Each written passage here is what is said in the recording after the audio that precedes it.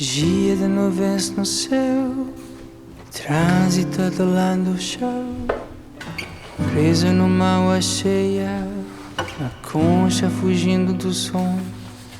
Já à beira de sumir, afundo na maré que vem. O motorista me sorri e viver parece simples, dia para ser feliz. Tirando tempo só pra amor, é casa que perde pis. Ouvindo fim preto branco, e as nuvens a passar no céu flutuar. As coisas não vão se encaixar se você se cobrar demais.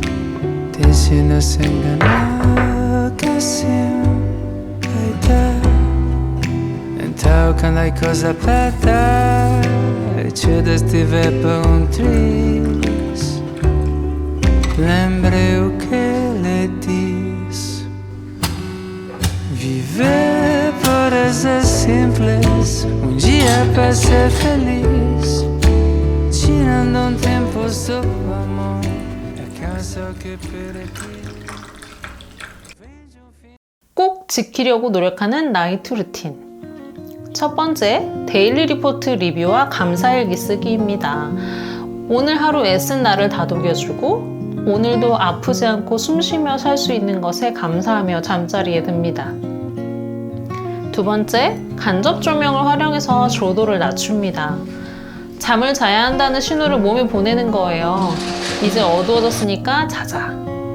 일종의 숙면을 위한 준비 운동 같은 겁니다. 그리고 세 번째, 10시에는 침대로 들어가서 10시 반 이전에 잠들기. 이 시간을 넘기면 다음날 미라클 모닝을 하지 못하고 미라클 모닝을 하지 못하는 날은 루틴이 깨지고 그럼 기분이 좋지 않고 무기력해집니다. 되도록 잠드는 이 시간을 꼭 지키려고 노력해요.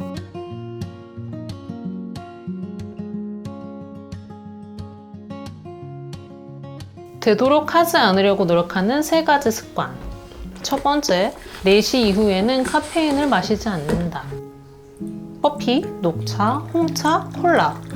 카페인이 들어간 음료는 되도록 4시 이후에는 마시지 않으려고 해요. 저를 보니까 카페인을 좀 늦은 시간에 마신 날은 숙면을 못하고 중간중간 계속 깨더라고요. 같은 시간을 자도 그 다음날 더 피곤합니다.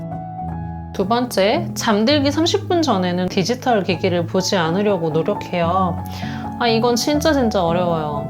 제가 데일리 리포트를 아이패드나 컴퓨터가 아니라 종이 노트에 쓰는 이유가 여기에 있어요. 자기 직전에 블루라이트가 숙면을 방해한다는 거를 좀 경험하고 난 이후에 잠들기 전에는 되도록 좀 피하려고 합니다. 이상하게 눈이 찔리도록 졸리다가도 핸드폰을 켜면 정신이 번쩍번쩍 들고 잠이 달아나요. 저만 그런 경험 있는 거 아니죠?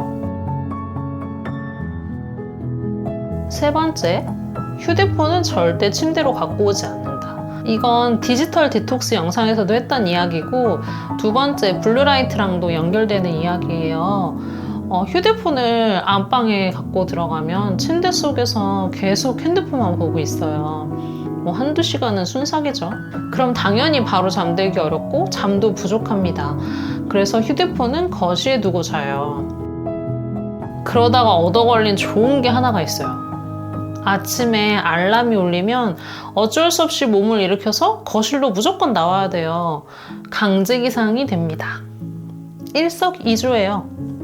사실 좋은 수면 패턴을 갖는 건 미라클 모닝을 위해서만이 아니라 우리의 건강한 삶을 위해서 정말 중요한 것 같아요.